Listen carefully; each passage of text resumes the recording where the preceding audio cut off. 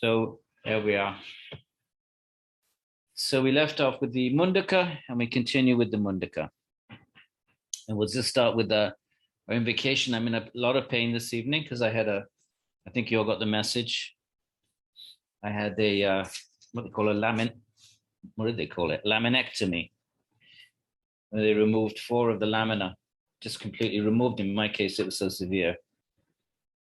L2 to L5. So that was a week ago, but very painful. So I'm on my bed. Well, I have Radha Krishna behind me. There they are, pointing to the moon. And so we'll continue with the Upanishads, and I'll start with an invocation.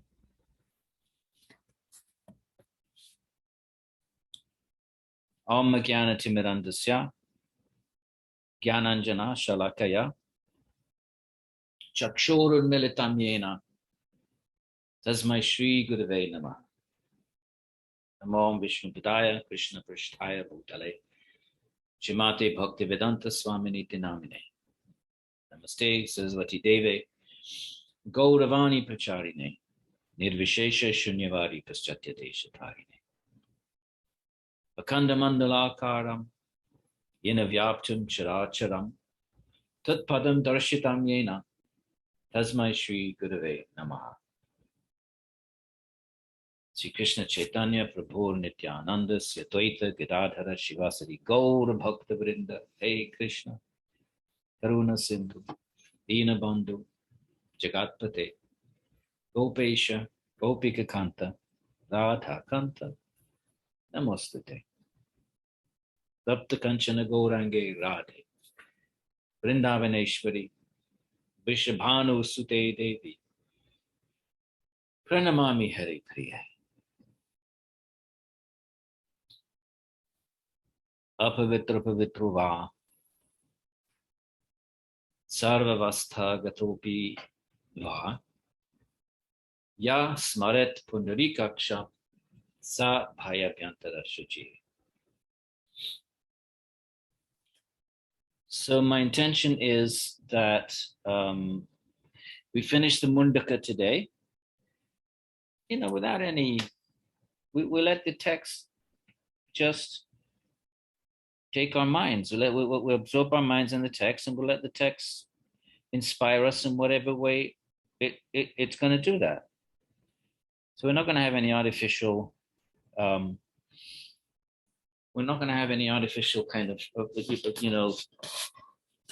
demarcations that we have to reach this or we have to reach that. I've given up on all that.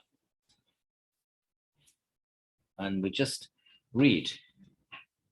But just to keep some kind of a vague, having said that, but keep some kind of a vague sense of where we're heading, perhaps you might be interested.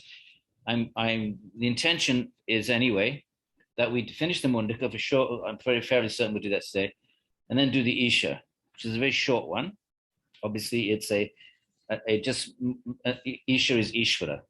Ishvara is the Vara of the Ishas. Isha is the Lord, and Vara means best. So Ishvara is the best of the Ishas. So it's the same word. I think the word Isha is used in the Upanishads more than the term Ishvara. Read the Isha Upanishad, and we may not finish it. And then I'd like to sort of, obviously we haven't read all the Upanishads, but I'd like to leave you with a fair enough rounded sense of the Upanishads, and we need to do the Shveta Shvetara. And so I led another session. I don't know how many we've done, but I think this is the 6th. I think we said we were going to do 6, but right from the start, I believe we were entertaining the idea we would add more. So we'll add another one, which will be next Friday. And that works well for me because my daughter's coming to visit on the 12th. So I believe that's after next Friday. And you know what it's like when you have daughters who are in college. They come to visit you. Don't be messing around with dates. She said, just do the namaha. Yeah, yes. Well, whatever you say. This is a pranidhana. At a certain age, we pranidhana to our kids. So, so that's the plan. And then if you know, I would like to do a workshop in February when it's bleak and cold, because it's Sangha. This is a Sangha. Right? What else we do? This is our Sangha, our association. I'm not sure if I really want to do the Vedanta Sutra. I think we're going to be doing the Vedanta Sutra at Rutgers in the fall of 2022. Because I had to do a seminar, and I said, "Oh, let's do Vedanta Sutra." So I'm going to do that again. It's not a text. It's a text where you have to play the game. You want to be an orthodox anything, Shaiva, Vaishnava, Shakta, and you want to get that stamp of approval that you are Vedika. Well, then you got to, if somehow you got to locate yourself in the Vedanta, in the Upanishads. That's what Vedanta is.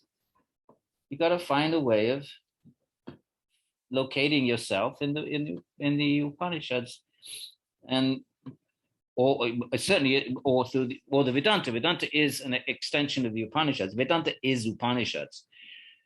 Upanishads we're reading, but you see how they're unsystematic. So Vedanta Sutra is the tradition, that post-Upanishadic tradition that says, okay, let's systematize this into coherent, systematic metaphysics. And that's a really hard task to do. So they take great liberties, which are intellectually interesting, they're intriguing, they show their brilliance, but if you weren't sympathetic, if you weren't a Vedantin, if you weren't kind of embedded in this worldview, if you were a critical scholar, like a historian, and an outsider, not a practitioner, you would say, my God, they take liberties in trying to locate Brahman all over the place. It says prana, from prana, all beings manifest, and then the Vedantins don't want that. They want all beings to manifest from Brahman. So what are they going to do with the passages that say from prana all this arises? They got a job to do. They have to somehow find a way of saying, well, prana is really a secondary metaphoric reference to Brahman. So the Vedanta Sutra has some cool stuff, but I don't know if I'm up for it in February. What I would like to do is, as I get older now, and all this jnana becomes just another kind of ahankara. There's another kind of ahankara. It's time to settle into my heart and just go deeper into my heart tradition. So I'd be willing to do a course on, let's say, Krishna. Looking at the 10th book of the Bhagavata Purana, which is where we have the story of Krishna. Or maybe looking at a 16th century theological systematizing of the different stages of love of God. What does love of God look like? What does Patanjali say? Pranidhana. I say, it's the bar, he puts the bar so low, you don't even trip over it. You don't see it. It's under the ground. How low do you put, how minimalistic can you possibly be? Other than Patanjali Yoga, okay, Yeshwara Pranidhana, Tasyavachika Pranavaha, Tajapa Tadata Bhavanam. I mean, so I don't know, I've been doing that long enough, I think. I'd be kind of, I think, willing to do a course on bhakti, like real bhakti, not formal bhakti, not intellectualized bhakti. If you find that interesting, send me an email. If I get enough emails, we'll do it. If I don't, well, we won't. So that seems fair enough. Okay. So today we finished the Muṇḍaka, and then we'll try to do the Isha. And again, if you joined late, I I had a laminectomy, so my prana level, you can tell already, is very low. So I'm going to try to do the 2 hours, but we'll see how it goes. So we remember we had this whole thing about the fools, the imbeciles. Who else? What were they? Imbeciles, fools, wallowing in ignorance, blind men. What do you think? You think the yogis are all sitting there going, oh, look, all this, all living beings are beautiful sparks of God. Oh, no, they're not. They're fools. They're blind. Look at them. Look at this, wallowing in ignorance. So, and who are they talking about? And why are they taking this strong stance? Because this is the mainstream religion. And that's all about sacrificing to this to higher beings. So let's just call it materialistic religiosity. If you grew up in a religious family, you know what I'm talking about. You pray for this, that, and the other. The Catholics they have a patron saint for everything. They have a patron saint for travel, a patron saint, just like Indians do. They have a God for everything. And what are those? What are those patron saints? They're basically benefactors and protectors for material things. But there are exceptions, like St. Francis. Now that's a real. That's where you get your yoga. If you're looking for yoga in Christianity, go to St. Francis of Assisi.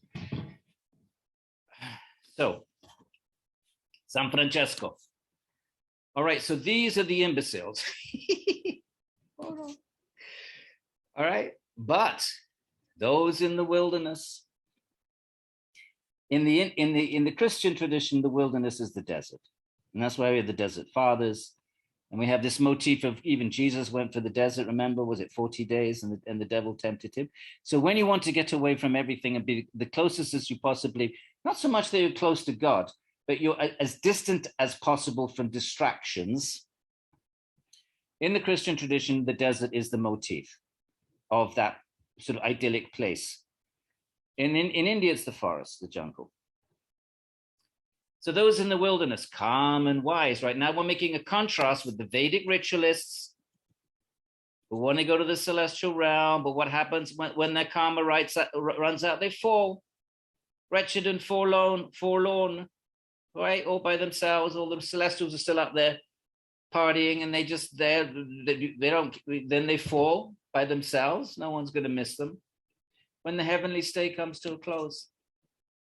Why? Because they think all of this sacrifices, donations to the Brahmins, this is dhanam, gifts is dhanam, not charity, this is dhanam, this is loaded charity, very loaded, comes with a hidden price tag, that sort of charity. The imbeciles. But now we have a contrast now here with the yogis. The calm and wise who live a life of penance, tapas, which we know is the first verse of the word of chapter 2 of Patanjali. First, who live a life of penance and faith. Because you have to have faith, my friends. Unless you've seen the Atman, you are operating from a place of faith. Let's be clear about it. We talk about jnana yoga, yoga of knowledge, yoga, but you don't know nothing. All you know is what the texts say until you've experienced it. You can call it the yoga of knowledge till you're blue in the face, but until you've experienced it, it's faith. Now, that doesn't mean stupid, blind. Let's borrow some language from up here. It doesn't mean imbecilic faith. It means faith seriously grounded in scriptural analysis, seriously grounded in logical, deductive reasoning, inferential reasoning. Why do I believe there's a soul? Why do I not think that matter? Why do I not think consciousness is just a material epiphenomenon? So you do go down that road, heavy duty, and every so often you have to keep going back down it. Every so often you pull your faith apart and put it back together again. That's healthy. As far as this is me talking, not the Upanishad, so you don't have to take me seriously. But every so often, pull your whole structure that you've built up, that you call your belief system, pull it apart and then they say, now hang on a minute, why is it that I think God is blue? It steals butter. Hang on, what's my foundation for that? Or anything. Why do I believe there's an Atman? Pull it all apart and say, now how did it start? Okay, what are the options? Okay, that I'm not an Atman, then what am I then? Okay, matter, what does that mean? Neurons, what's that mean? Subatomic entities held together by gravitational forces. Okay, is that the option? And therefore, if that's the option, then why is the quality of consciousness? How is the quality of consciousness associated with the subatomic particle? Which subatomic particle, precisely, is it? If I'm going to be a materialist, that consciousness is going to be an epiphenomenon of. So pull it back all apart and then say, okay, clearly consciousness is a different sort of thing from qualities exhibited by known material subatomic particles. Clearly it's a different kind of quality than the material qualities like shape and form and sound and touch and all of that. So clearly it's reasonable to believe that qualities are grounded in particular kind of substances that are appropriate for them. And clearly consciousness is a very, very, very different sort of quality from all other known qualities like color and shape.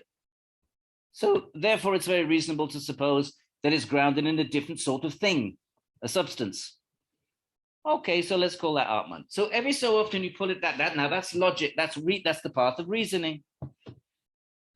So every so often pull it back, pull it apart, put it back together, keep going, but it's faith, okay, until you get to the end. So and by the way, and don't think, oh, religious people have faith, and everybody has faith, my friends.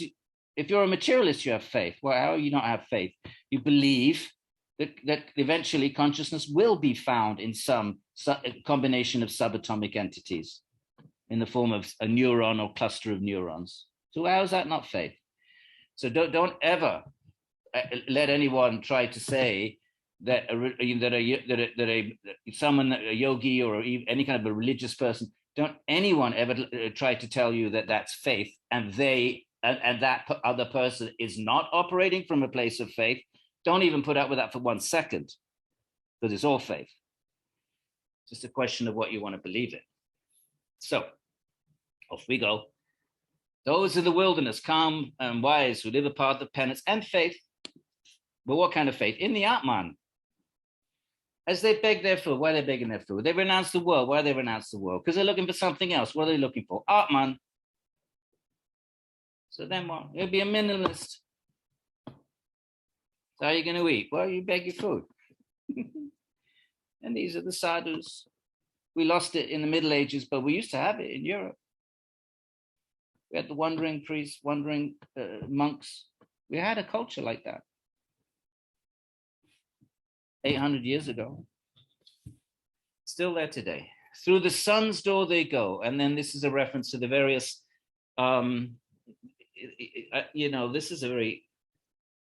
this to me is a combination of ancient Vedic cosmography and Upanishadic knowledge. Because this idea that if you die when the sun is in the, there's a whole discussion of this in the Brihad, and it's even there in the Gita. It just doesn't fit in the Gita. The only way I make sense of it is it's an old model grafted onto a later model.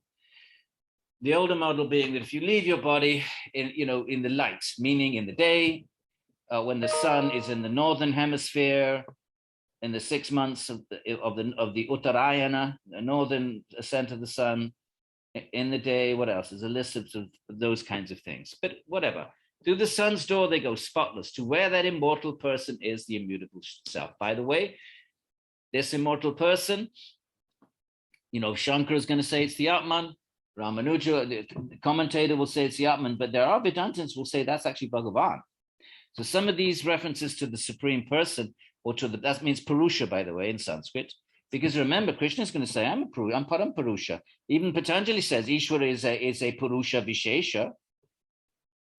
So if a Purusha can go either way, it can be a reference to Bhagavan, Ishvara, but usually when it's a reference to Bhagavan and Ishvara, it's going to be complemented by something like Param Purusha, Supreme Purusha, or Uttama Purusha, highest Purusha. But Madhava, the great 12th century commentator, heavily theistic, heavily anti-Shankara, dedicated to rebutting Advaita Vedanta every step of the way, he likes to take all these references to Ishvara, that immortal person, immutable self. So this is the nature of the Upanishads. They can be read in different ways. And you could see that as a flaw. You could say, well, what's the point in having a text that you can read in completely diametrical ways? You could take that view. I take the view, or I'm sort of developing this mood, that we will read the text according to obviously according to our samskaras. There's no doubt about that. So our mind is a lens with samskaras, and we'll read the text through the samskaras. So that's not controversial. But that we are, wherever we are in our spiritual journey, we will see that in the text. And in some ways, it's almost as if Bhagavan is letting us read this according to where our free will, according to how deep down we want to see it. Do we want God, or we don't like God? Okay, but then what do you want? Well, I want my Atman. Okay, I want my Atman to be the supreme. Okay, well then you can read it that way too. That's how I see it. That's me. When he perceives the world as built with rites, right? What's that? By a Vedic ritualism. He's going, don't tell me he's going to have another little dig. He just had 8 verses up there. And back he is again. A Brahman should acquire a sense of disgust with the rites. What's made can't make what is unmade. Your rituals, the unmade is the Atman. You can make good karma. You can make yourself a nice little future birth in the celestial realm for however long it lasts, your karma lasts. But you can't make what is unmade. You're not going to get your Atman that way. So what's made with a fire altar, and then you put your sticks in, and you throw your ghee in, you chant your mantra, you're making it. You're making a Vedic sacrifice. But with that, you can't make the unmade. That which never was made. Why wasn't it made? Because it's eternal. So to understand that, he must go firewood in hand. And we know what that means. That's the motif for going to a guru. Samit panihi. You go to a guru. One time we were teaching Vedanta Sutra in the Rutgers. I had some great students. I loved them so much. And we were so into it. We were Vedantins. We entered that. We didn't give a damn about academia and all this stuff. We wanted to enter into that world of Vedanta. And one day they came, a bunch of fire, and walked through the hallowed halls of Rutgers with a bunch of firewood. They said they gave it to me. So here we are. So firewood in hand. Okay, you have a teacher, firewood in hand.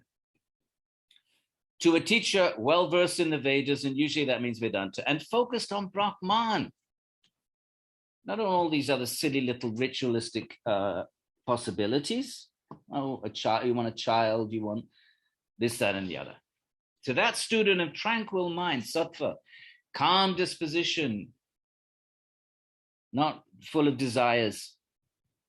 If you're full of desires, you wouldn't be going to a teacher, would you? Who would come to him in the right manner. What's the right manner? What's the right manner? Tadvidhi parinipatena pariprashnena sevaya upadikshyanti te jnanam jnaninas tattva darshanaha. Gita. Tadvidhi pranipatena. You approach the guru, pariprashnena, and you ask questions. Sevaya, but then you do service. That's the relationship. Of course, the real guru is completely renounced. But you do service. It's very hard to do service to a real guru. My guru ran a Goshala in Vrindavan. The Goshala is a cow ashram. The cows are so miserably existing now. They've lost their function. The bulls are now, even when I went to India in the 70s, the agriculture depended on the bull. They were the mainstay of Indian agriculture. They pulled the plow. In the 70s, you saw it everywhere. And now in the space of in one person's half lifetime tractor. Where's the bulls then? They wander around castrated. Nobody wants them. Who's going to feed them? They don't give you any return. Cows, mostly the milk in India now is all buffalo. You can give them crap to eat and they'll give you 5 times whatever it is, much more milk than a cow. So they become displaced from their central feature. The whole entire history of Indian culture is a cow and the bull. So, so my teacher, he would never accept personal service because he just wore a loincloth and he just had a rickety old cot, one of those old wooden Indian beds with string. He wouldn't, but he would send you to serve the cows. He'd go clean up the cow poop, go comb the cows. I tell you, I've never been so happy in my life. And every year, if you ever want to come to Vrindavan with me, my friends, want to come, I'll show you, and develop this relationship with service to the cow. I can guarantee will make you more happy than anything you've ever done. Because there's no fame, there's no ego. When you're sitting here teaching Upanishads, all ego, oh, Sanskrit, oh, people honor you, oh, you're trapped in your ego. All of these, so many things, there might be service, it might be nice, it might be all good, all on the heading in the right direction. But ego, when you're cleaning cow poop, what is the ego there? Nobody offers you any respect. Even in India, high caste Hindus, middle caste Hindus, they won't do that. They think, oh, that's the Sudras do that.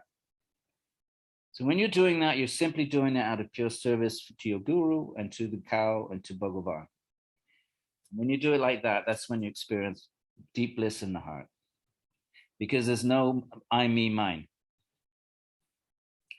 So off you go, firewood in hand, to a teacher well-versed, right? Student of tranquil mind, calm disposition, who would come to him in the right manner. And Gita says, what's that? With humility.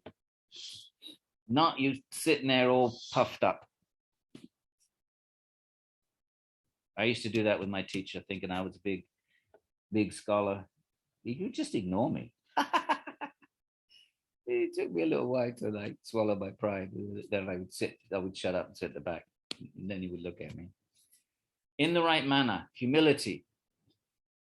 To such a person, the learned man faithfully imparted the knowledge of Brahman.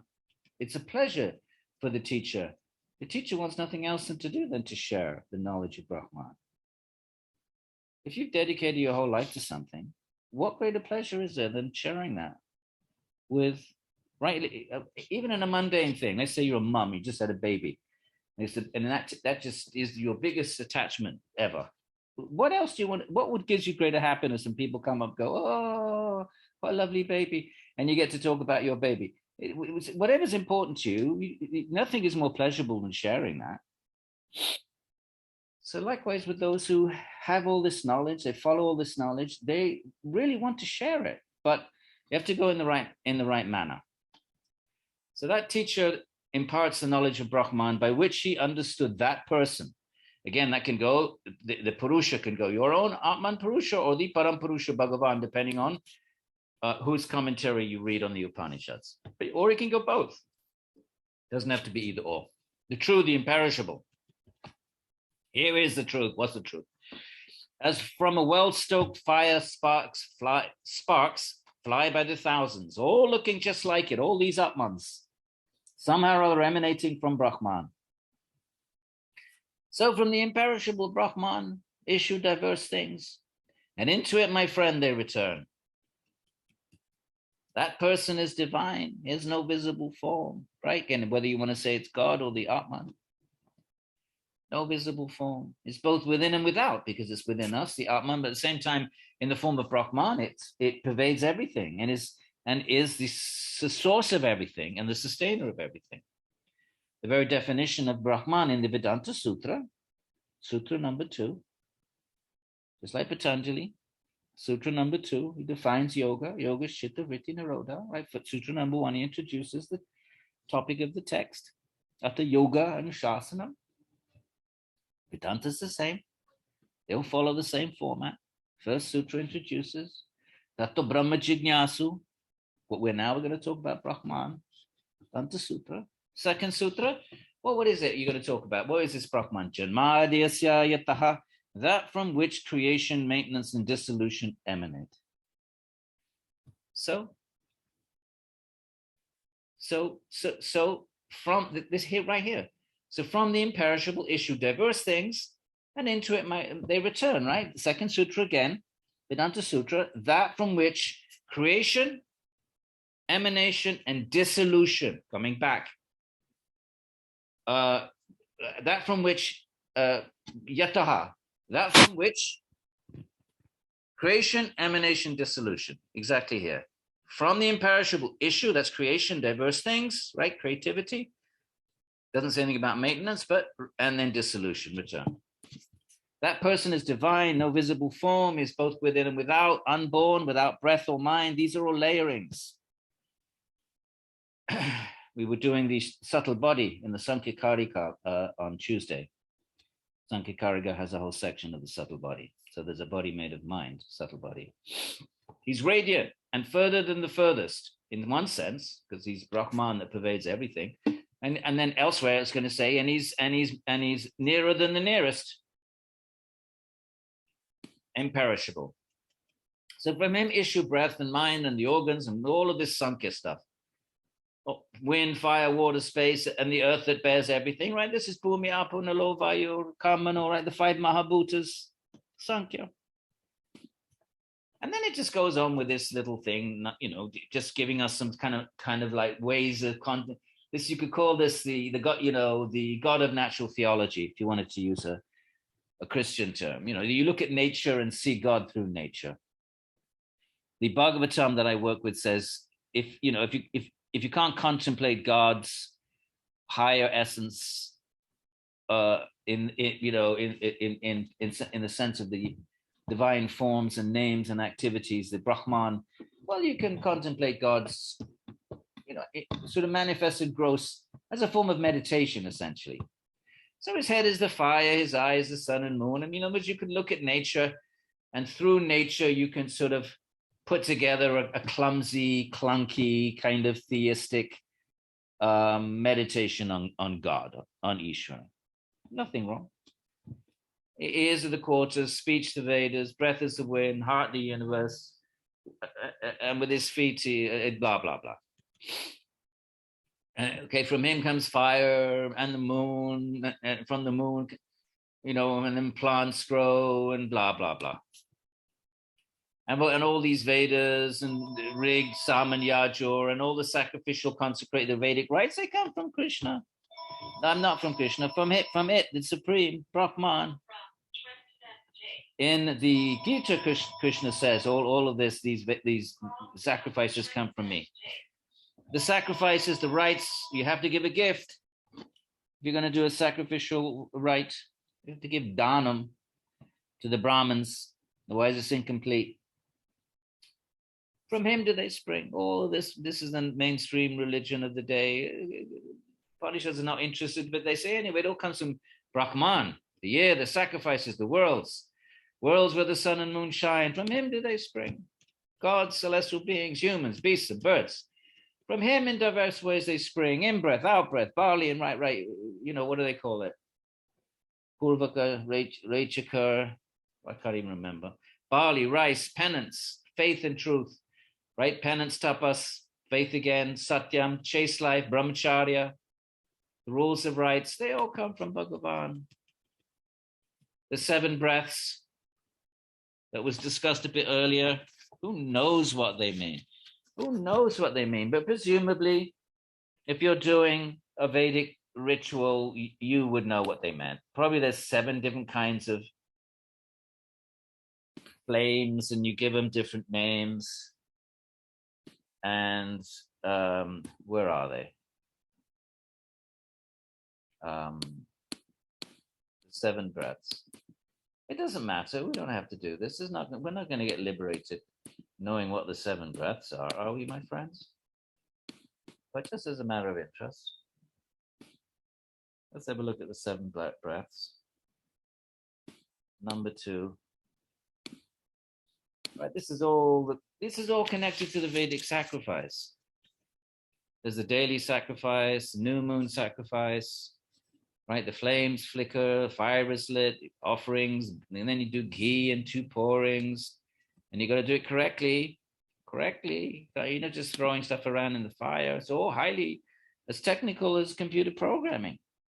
You say 1 syllable wrong, and in your recitation, you have to start the whole thing all over again. So there's new moon sacrifices, full moon sacrifices, 4-month sacrifices. Got to give offerings to the guests. Otherwise, an offerings to the gods. If you don't do that, you're not following the rules. We'll rob him of his worlds. You won't make it to the celestial world if you don't do it just right. Don't forget the the Brahmins say, don't forget the offerings of the Brahmins. Here are the 7. The black, the terrible, the swift as the mind. We don't know what that means. The blood red, the smoke color, the sparkling and the glittering godred. These are the 7 flickering tongues of flame. So I'm going to just guess, I don't know, that, if you're a Vedic ritualist and doing this every single day, you'll be looking at the fire quite carefully every single day. Eventually, just like people look at the clouds and they come up with different names, right? Don't they, for the clouds? This kind of cloud and that kind of cloud. So if you're looking at the flames, you probably come up with these different names. So there they are, the 7 that we just read about. So let's go back. So where were the 7?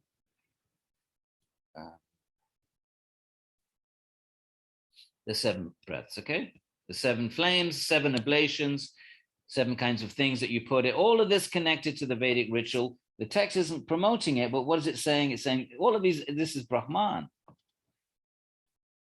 As they all of these 777, from him do they spring. From him spring oceans and hills. From him flow rivers. From him spring all plants and sap. He abides in things as their innermost self. He abides as the Atman. All this is simply the Purusha. So you can see how a theist would read this as God. And a monist would read this as Brahman, that ultimately we all merge into. Always keep that in mind. All this is simply that person, rites, penance, prayer, the highest immortal. One who knows this, my friend, hidden within the cave. Cave, always a reference to the Atman in the heart. It's called the cave of the heart, just is. Cuts the knot of ignorance, avidya. Remember Patanjali, how do you get rid of avidya? Viveka kyatir. Viveka, you get rid of avidya. And though manifest, after all, consciousness pervades, it pervades life and certainly pervades our bodies. It's lodged in the cave. There's the cave, up there's the cave, there's the cave, cave of the heart. The vast abode named aged, not clear what that means, but I would take it aged in the sense of eternal. In it are placed this whole world. Everything's in Brahman. So this is not systematic philosophy. It's just Upanishads, but it's cool. In it are placed this whole world. In it are based what moves or breathes. What moves or breathes. What blinks the eye. Anything. If it's alive, my friend, it has an Atman. What is life? You want to say it's a bunch of neurons? Well, prove it then. Prove it. We say it's Atman. We want a proof? Oh, yeah, well, Chitta Vritti Nirodha, that's our proof. What's your proof? You want proof? Patanjali gave you proof. You got to do this. Chitta Vritti Nirodha. Tada! Tada means then, there's the proof. Tada means then. Tada! There's your proof. What's the proof? Sarupe Vastanam. You experience it. You want to say it's a bunch of neurons? Life is a bunch of neurons? What is it then? Well, what is it then in blades of grass? They don't have neurons. What, are we going to say something else in grass? We don't even know what life is in a blade of grass. What the hell are we talking about? Do we know what life is in an amoeba? They don't have neurons. So what are you going to say? Life is different in neurological creatures and then it's different in not. Well, you get so complicated. Just say life is Atman and it takes all these different forms. It's got nothing to do with neurons or anything else.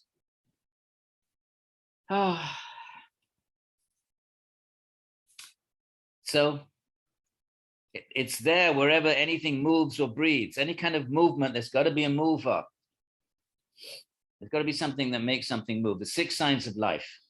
They're actually very similar. Actually, I had a student compare them once. The 6 signs of life in the old Vedic text, and according to modern, I don't know, biology, I guess. And it's birth, growth, a generation of offspring, obviously death, and a couple of others. And I think out of the 6, there was like 4 or maybe even 5 were identical to what. So I'm not saying that it's probably obvious. It's obvious that people would come up with more or less the same definition of what life is.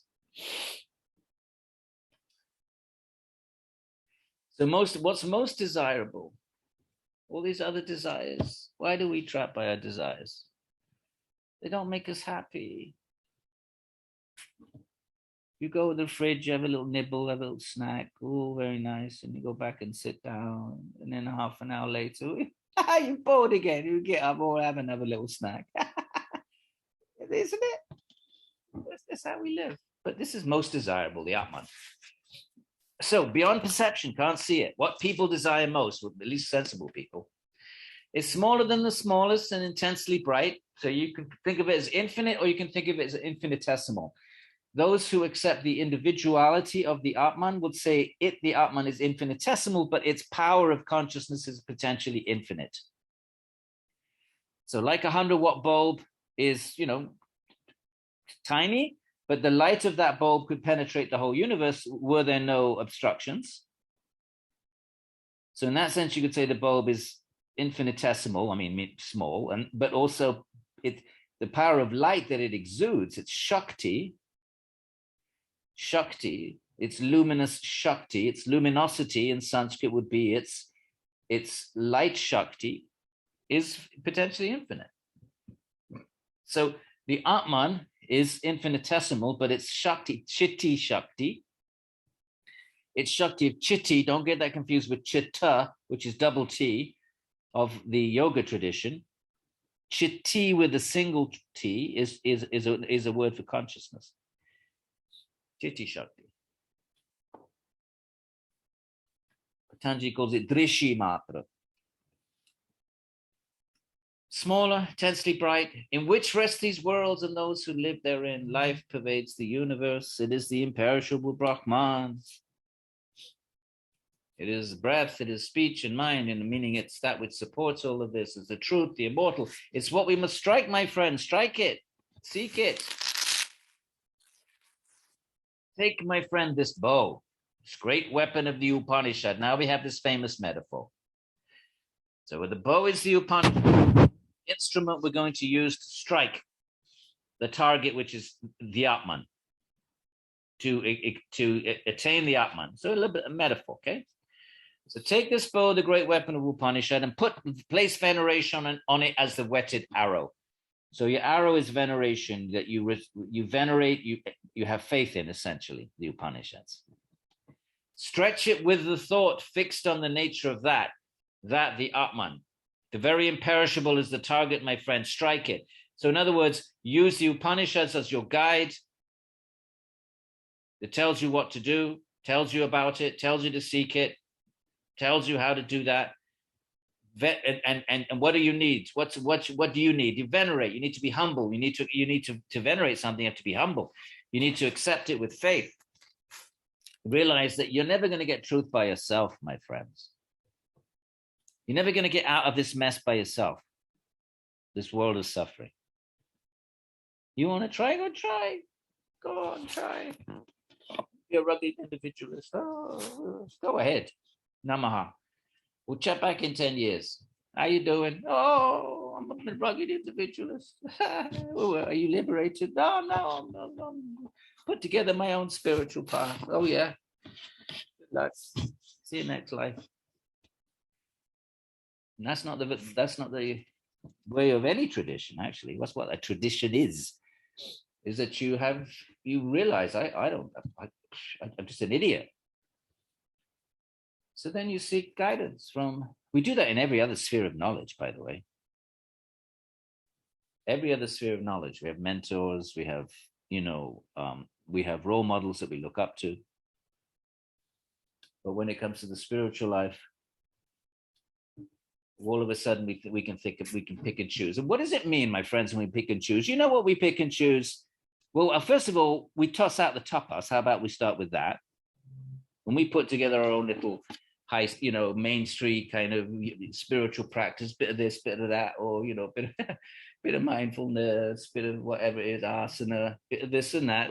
We're simply following the mind. Who's doing it? The mind. Who's trapped us in samsara? The mind.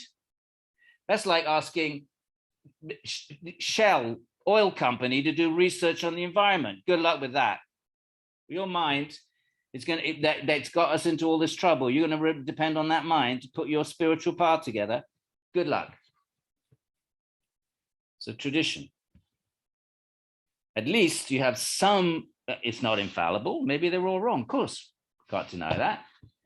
But at least you have something beyond your own mind, number one, something that survives centuries, number two. How about that? Something that's resonates with scriptures that are far more ancient still, number three, and that generations of real yogis in India have confirmed. No, not the yogis with the yoga mat under their arm and a Starbucks and a cup in the hand. Not those yogis.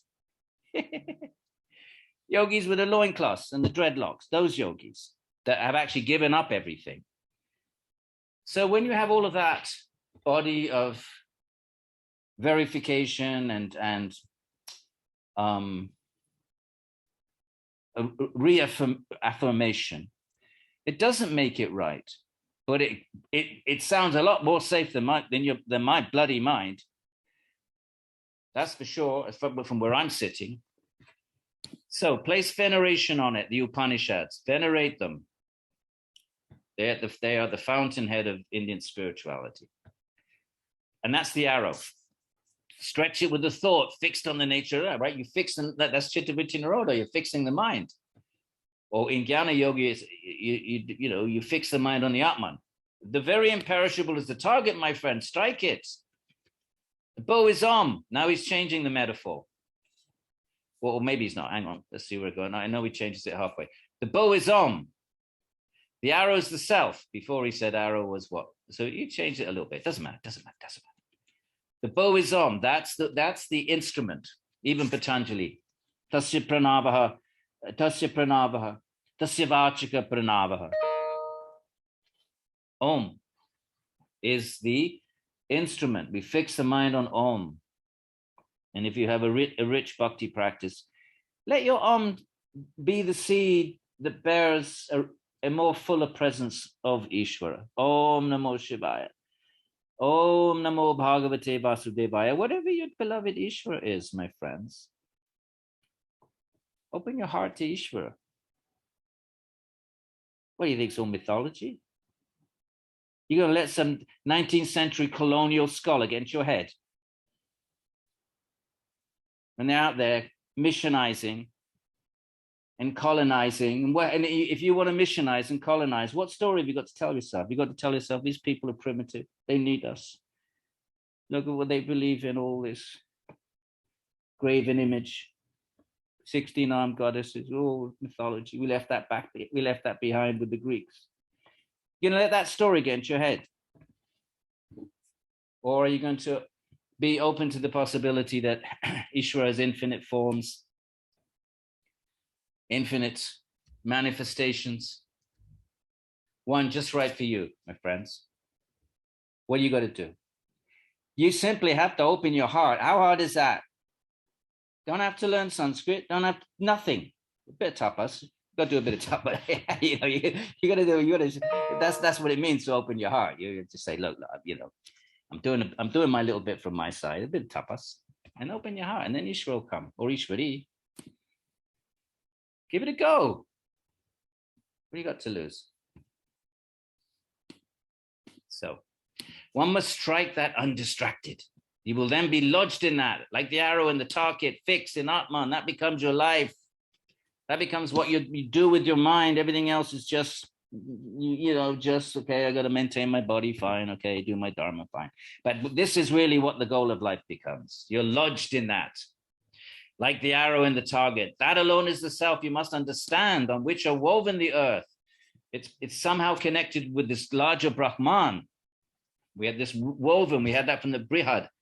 Everything is woven on Brahman, the earth, the intermediate region, all these different dimensions, the sky, the mind, together with all the breaths. Put away other words. Turn off the telly. Look, turn off the telly. Put away other words. What else are you going to talk about? What are you going to talk about? Well, the football game? You can talk about the football game. Put away other words. I like that. Let's make a t-shirt. Anybody makes t-shirts out there? Put away other words, for this is the dike to the immortal. The dike is something that separates, an old English word that separates one thing from another thing. So dike would be like a mount. That's the dike. And the other side is Brahman. I love that. I never noticed that before. Put away other words. I'm going to mute you. I think I do like this. Mutual. Mutual. Mutual. All right, done. Now I can't get rid of it. How do I get rid of it? All right, this is now stuck in the way. Okay, here we have our nadis. If you're into Shakta physiology, where the veins come together like spokes on the hub, it goes back to the heart again. Remember the cave of the heart. So all of this talk of the cave, the heart, it's all a reference to the Atman. So the heart meaning not, that's because if the Atman has to be pervading, it has to have a center of origin, like light has to come from some source. It may pervade the whole universe, but it comes from it must come from some finite source. So the Atman is not exactly finite, but infinitesimal. So therefore, where is it located? If it comes from a source as a location, the location is the heart, aka the cave. All right, and here he's referring it together differently, where the veins come together, changing it up, like spokes on the hub. In it, that one moves, the Atman, in that cave of the heart, taking birth in many ways. Reincarnation. Like an actor, the Sankhikarika's on Tuesday, like an actor. Why an actor? Because when you act, you're not that role. But if you're a good actor, you intensely manifest that role in the mind. The more you can actually assume that person, the better actor you are. But when the movie's over, you go away, then you do another movie, and then you're something completely different. That was the Sankhikarika. It said that, and it was talking about the subtle body, not the Atman, because the Atman obviously doesn't change or take any persona. It's the subtle body that does. In it, that one moves, taking birth in many ways. It is Om, meditate thus on this self. Good luck to you as you cross beyond the darkness. Good luck, my friends. Good luck. We should wish ourselves good luck, and we should help ourselves, each other. That's what Sangha is. We help each other on the spiritual journey. Beyond the darkness of tamas. Who knows all, who observes all, to whom belongs all greatness on earth. He is this self in the divine fort of Brahman. Fort is a reference to the body, also known as a city of 9 gates. I'm not sure what this means. Having a secure footing in the sky. I don't know if it's important, but sky, I don't know. Consisting of thought, in other words, this is the coverings, pranamaya, anamaya, jnanamaya, his jnanamaya, control, anamaya, pranamaya, controller of body and breath. He has a secure footing in food, that's anamaya. We read those verses.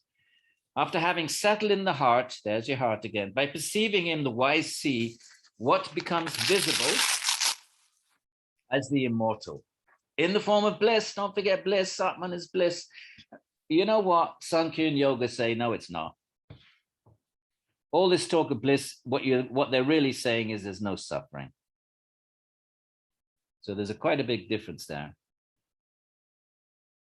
Because if it's bliss, if the nature of the Atman is bliss, it could never be covered. Think about it. Sat, if you go, look, you got Sat Chit Ananda, okay? Now, whatever form you're in, you're Sat. You're in a tree, you're Sat. The consciousness in the tree is ongoing. That's what Sat means. The consciousness is ongoing. And then it on-goes into an ant, and then it on-goes into a giraffe, and it on-goes. But so it's Sat. So that we can say is a property. Remember, if something is eternal, its properties are eternal. You can't suppress them. So as long as there's a sun, there will always be heat and light. You can't, it may be covered from the outside by a cloud, but the sun in its own nature is always going to be hot and light. You can never say, oh, it's hot, but it's not light. So Sankhya would say, what are you talking about, Sat Chit Ananda? Sat, yes. Chit, yes. Tree is conscious, bug is conscious, amoeba is conscious. So it's always conscious, no problem. But Ananda, well, I'm not feeling Ananda. Tree doesn't seem to be feeling Ananda. So how can you say that's a quality of the Atman then? So they would say when these Vedantin people talk about Sat Chit Ananda, what they're really talking about is Sat Chit and absence of dukkha, absence of suffering. So there's a difference there. I think some Vedantins agree with that. The theists would agree. They would say that Ananda has to come from the outside. Bhagavan gives it. The theist Vedantins. They would agree with Sankhya. It's only Shankara, Advaita Vedanta, would say that actually Atman is Sat Chit Ananda. Well, then he's got to answer the question then. If you're eternally Sat and eternally Chit and eternally Ananda, well, where's your Ananda right now then? You cannot cover the essential property of something. Do you see the point? Does everyone see the point? If something is eternal, its qualities are eternal. Go back to the sun. Let's pretend the sun is eternal. We know it's not. We know one day it will whatever burn out. But let's say the sun is eternal. It will always be hot. It will always be light. You can't say the sun will at some point become cold, because because as long as it is, its qualities are. So if the Atman is Sat, always eternal, then its qualities will be eternal. And Chit, yeah, nobody disagrees with that. But Ananda, how can that be suppressed?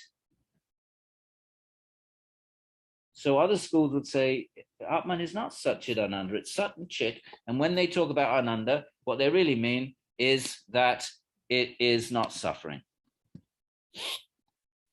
And anyway, here it is, form of bliss. And that's where the Vedanta and the Vedantins will say, well, the scriptures say it's blissful, so you can't argue with the scripture. And we read that. Remember the Taittiriya, if you were a king and you owned the whole planet. Do you remember that verse? And you got the next realm, and it's 100 times more bliss. And the next realm, we did the math, remember? And we came up with 10 to the power of 12. And the other Upanishad was 10 to the power of 18. So in other words, the bliss of Brahman is 10 to the power of 12, greater than a king or a queen who owns the whole world. And they would say, well, the scriptures say that. How can you say there's no bliss if the scriptures say that? So Vedanta would dig its heels in that the Atman is Sat Chit and Ananda, but not the other schools. When one sees him, both the high and the low. But, to be free of suffering, that's not bad, is it? I'd sign a contract. If someone gave me a contract saying, here, just sign this, you'd be free of suffering, I'd take it.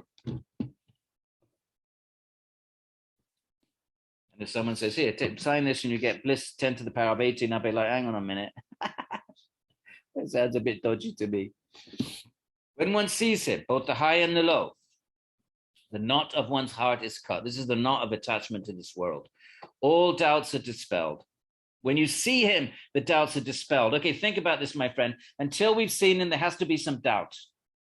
Otherwise, we become fanatics. I've said this before, I'll say it again. If you do not allow any doubt into your mind, then that's what a dogmatist is. A dogmatist or a fanatic is someone that cannot tolerate the idea that, maybe I'm wrong, maybe, So there has to be a healthy, not a doubt that a doubt that makes you dysfunctional and takes you off the spiritual path. No, that's not a good doubt. But a doubt that keeps you, on constantly rechecking, why am I believing this? What do the opponents say? What do the neurologists say? And, constantly sort of engaging the reasons why we believe in the things we believe. Because otherwise, until you see him, then there's doubts. It's only when one sees him the doubts are dispelled.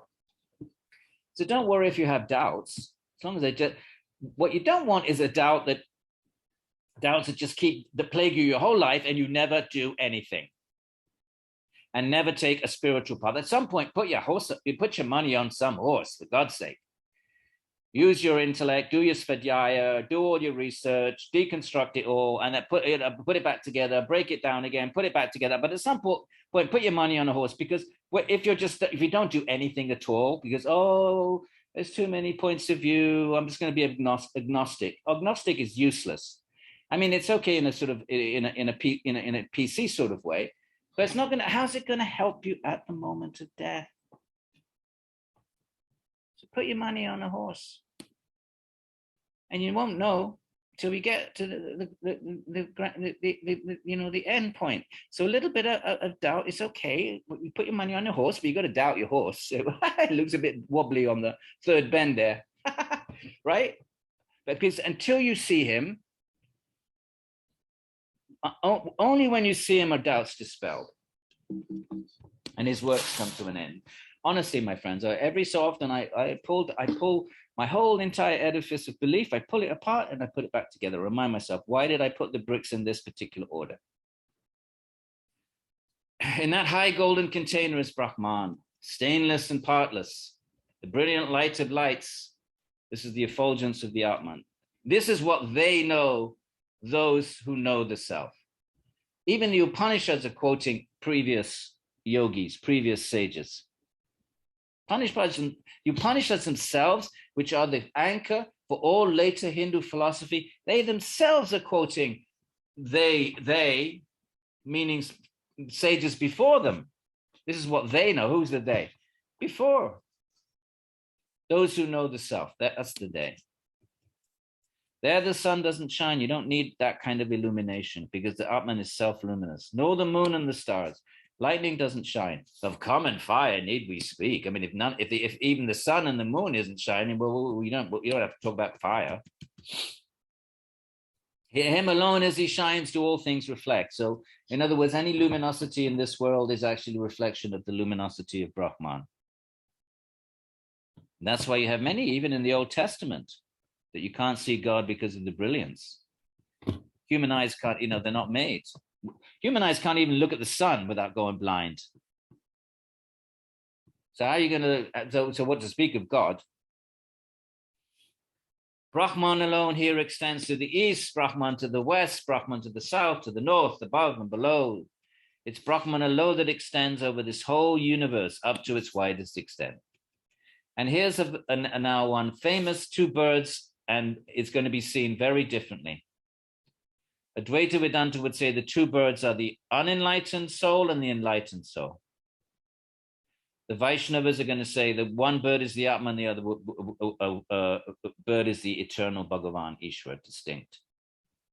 This is a perfect example of a verse that is taken in very different ways by Shankara and Advaita Vedanta, the monists, non-dualists, and the theists. So there they are, nestling on the same tree. One of them eats a tasty fig, the other not eating looks on. So one of the souls, the birds is absorbed in boga, trying to enjoy the world. All right, the fig is the metaphor for the sensual objects of the world. Stuck on the very same tree. One person grieves, deluded by her who is not the Lord. So one of them is just detached and watching, and the other is absorbed in eating the tasty fig. But when he sees the other, the contented Lord and his majesty, his grief disappears. So the theistic interpretation is one bird is turned his back on God, is trying to find happiness in the figs of the world, meaning the fig, meaning, like the apple of Eden or something, the fruits of, the sensual objects of the world, always frustrated and never fulfilled, deluded, grieving. Oh, why am I miserable? Why am I always unhappy? Or what am I always missing something? And until he turns to God. But when he sees the other, the contented, God is self-content, doesn't need to eat, self-content, Aptarama. And his majesty, his grief disappears. That's the theistic interpretation. Shankara would see that one bird is the unenlightened, the other is the enlightened, and when the unenlightened sort of turns to the enlightened, the same thing. When the seer sees that person, the golden colored, the creator, the Lord, Ishvara, as the womb of Brahman, then shaking off the good and bad, all the karma, good and bad karma, the wise man becomes spotless, no more karma, and attains the highest identity by turning to the person. Again, for the theist, that means God.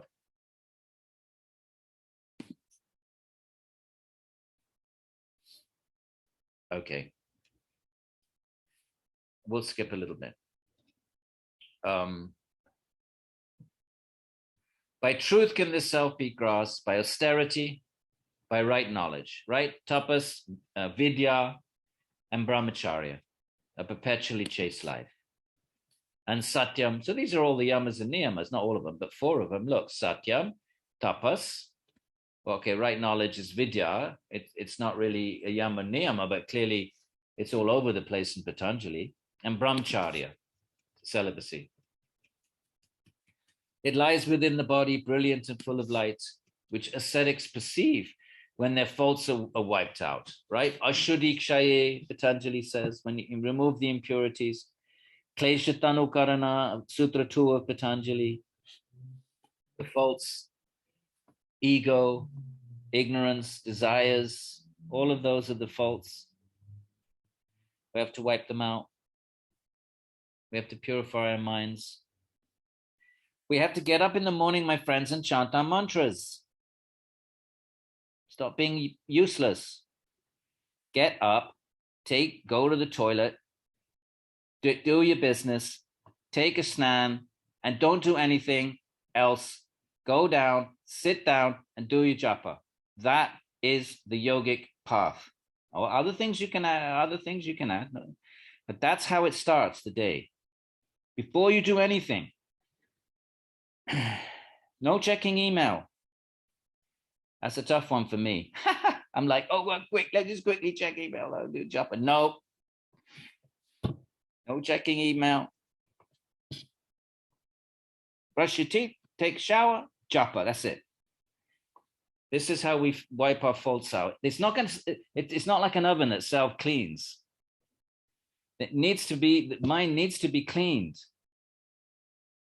And that's our practice. And what is the most powerful? Japa. Even Patanjali says, Tashavachika pranabha japa tadartha bhavanam.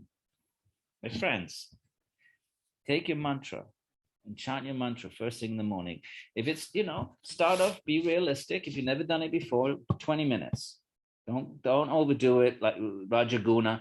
Oh, I'm going to do 2 hours. 3 days later, I can't do this anymore. Be sattvic, 20 minutes. And then if you ever practice, you slowly build it up. This is what it means to be a yogi. Svadhyaya is fine, but we need to have something that, okay, Svadhyaya purifies the mind as well, there's no question. But japa is the most important way. It is the way for this age of Kali. It is the way and everybody agrees. Vaishnavas, Shaivas, Shaktas, Vedantins, nobody disagrees with this. Sankhya, Yoga, Buddhists, Jains, everybody agrees with this. The japa, fixing the mind on the mantra, surely, okay, if things, maybe you could say, well, one of them got it wrong, or 2 of them got it. Everyone says this. So why don't we all make a nice, why don't we make a vrata vow? If we do a japa practice, we tighten it up, we make it, we add an extra 10 minutes. And if you don't have a japa practice, please consider your Christmas present to yourselves, a japa practice. If you have, and if you don't have a form of Ishvara that's come to you yet, and the only reason that wouldn't happen is because you haven't opened your heart to it. There is no other reason. But if that hasn't happened, then go with Om. Om is generic. It's a seed. And you're a Christian. Let Om be the God of the Old Testament. The Father. God the Father. Because otherwise the faults are not going to get wiped out. But there needs to be a cleansing method. The real alone he wins, never the unreal. Right? If you do, what did you just say? If austerity, right knowledge, and perpetually chase right, that's not going to backfire on you. Even if you don't finish in this life, the real alone he wins, never the unreal. Along the real, right, the Sat, runs the path to the gods, of which the seers proceed, their desires fulfilled, to where the highest treasure of the real is found. All of this nice metaphoric talk about the Atman. It is large, heavenly, of inconceivable form, yet it appears more minute than the minute. It's large because it sustains the whole universe. But it's situated in the core of the heart. It's further than the furthest, yet here it is here at hand. It is right here within those who see, hidden within. There's your cave again, cave of the heart. Not by sight, not by speech. We've had this so many times, it's repeated. I love it. Not by sight, not by speech, not by any sense, nor by austerities or rites is he grasped. You can, by austerities, obviously we're making the mind sattvic, but you're not going to experience the Atman that way. Certainly not by rites. Rather the partless one. Why is it partless? Because it has no parts. Why does it have no parts? Because if it had parts, you could pull it apart. You could separate part A from part B. And if you could do that, it's not eternal then, is it? If something's eternal, it can have no parts. This table, it's got legs and it's got screws and it's got a top and it's got a bottom. It has parts, so I can pull the parts apart and now I don't have a table anymore. I have 5 bits of wood. So the partless one is seen by a man or a woman as he meditates. You can see it. What does Vedānta say? Drashtahu sarupe vastana. See it when his being has become pure, the mind, obviously. The Atman is already pure. And all this kind of talk is always about the mind, never the Atman. Atman's always pure. Through the lucidity of knowledge. And the Gita tells us that the quality of sattva is jnana, knowledge. In other words, when we make the mind sattvic, jnana automatically manifests. It's like you clean your brass pot, automatically it shines. All you have to do is remove the accumulated, silt that's covered it. Then automatically it shines. You don't have to add the shine. The shine doesn't have to be added separately. It's there. It needs to be uncovered. So when his being meaning the mind, has become pure, how does it become pure? Our practices, our mantras, along with everything else, tapas and svadhyaya. By thought is the subtle self to be known. We can know it. I mean, it's svadhyaya really. Into which breath is entered in 5 ways, the 5 pranas. By the senses is laced the entire thought of people, in which when it is pure, the self becomes disclosed. So the senses is the body. I guess we're all laced in the sense of, embodied. In which when it is pure. So in this body, when it's pure, the self becomes disclosed. We can know it in our very bodies. So whatever world whose being is purified ponders, whatever you want, you can get, by the way. Whatever desires he covets, if you desire something, then you come back next life and you get that. That very world, those very desires, he wins. So the same applies to the Atman. You want the Atman, you get the Atman. You want desire God, you'll get God. You desire power, you'll get power. If not, if your karma doesn't allow you to get it in this life, then next life. A man who desires prosperity, therefore, should worship one who knows the self. If you really want prosperity in the sense of that which is the best for you, then find a teacher. He knows this highest abode of Brahman, placed in which shines everything bright. The wise men, free from desires, all about this talk about free of desire, free of desire, free of desire. That's our ticket. I have a student just doing a paper now, MA paper, and piggybacking on work that was done by one of our students, Vidya students. I think it's 150 verses of the 700 of the Gita have some kind of language of giving up desire. We have to give up desires for all the things we chase after. If we die, our minds have desires in the mind. Those desires pull us back into samsara. And we seek them again in the next life. Of course, bound by karma. You might, trapped in some kind of body that is the karmic consequence of the actions, but the desires will be there. They're seeds. A seed, when it's placed in the ground, produces a fruit. What else is it going to do? A desire is a samskara. A samskara is a bija. It's a seed. Seeds don't remain seeds. They bear fruit. So if your mind is full of desires, they have to at some point bear their fruit. And when you die, it's not, you don't burn them all up in this life because you keep accumulating them in this life.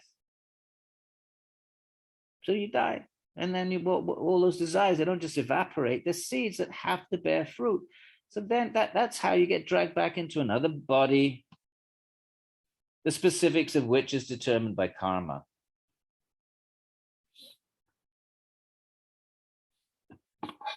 But with our yoga practice, we can burn those desires, my friends. You don't have to experience them. We can burn them, burn them, burn them.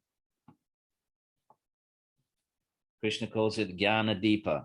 No, not Deepa. He calls it the fire of knowledge. He knows his highest abode of Brahman, place in which shines everything bright. The wise men, free of desires, there it is again, worship the person, go beyond what is here bright. All the bright stuff here, like gold and the sun and fire, beyond that kind of bright, to the shining brightness of Brahman. What happens? Look, here. One who hankers after desires in his thoughts. Okay, there we are, full of desires. We get into bed. We have a few minutes before we go to sleep, and we sit lying in bed, desiring, fantasizing, don't we? What happens? Is born here and there through his desires. The desires that are going to make us get born here and there. But when one's desires are fulfilled and oneself is made perfect, all his desires disappear in this world. And that happens when you just desire one thing. Atman desire is a completely different thing, by the way. Don't lump that in with a desire for some mundane thing. Patanjali calls it Aklishta vritti. 5th verse of the sutra. Vrittis are panchatayaha, 5. But what are they? Klishta or aklishta? Aklishta, they're not from the kleshas. We have to give up our desires. How are we going to do that? We have to cling on to something outside of our minds. The desires are in our minds. And they've been there for infinite births. So we need some major intervention from the outside. What is that? That's our mantra. That's our practice. We bring Ishvara into the mind in the form of a mantra. Ishvara can speak that lot out in 10 seconds. Bring Ishvara into the mind. How are you going to do that? Mantra. Mantra is Ishvara. Even Patanjali with his 12 words on Ishvara. Tasya vachaka pranava. He manifests as Om. Please, my friends, take up a japa practice. If you want to have anything to do with Indian yoga, follow in the footsteps of the rishis. Even Indologists will date it 2,500 years. We know Hindus will date it infinitely older than that. Let's just go with 2,500 years. Mantra's been the main form of meditation. Privately, don't go around bragging to people, saying you do this, that, and the other. It's between you and Ishvara. The minute you brag about it, it loses its potency. Don't be talking to people about your sadhana, except for a very few confidants, your teacher and one or two, genuine fellow practitioners. Never go around vaunting what you do, because it loses its potency, especially in bhakti. Because bhakti is an offering to Bhagavan. The minute you're offering it to somebody else as an ego offering, then it's not offered to Bhagavan, is it? Oh, I do this, I do that, I get up this time, I do, oh, look at me, I'm the big. Then the bhakti element, it doesn't disappear, but you've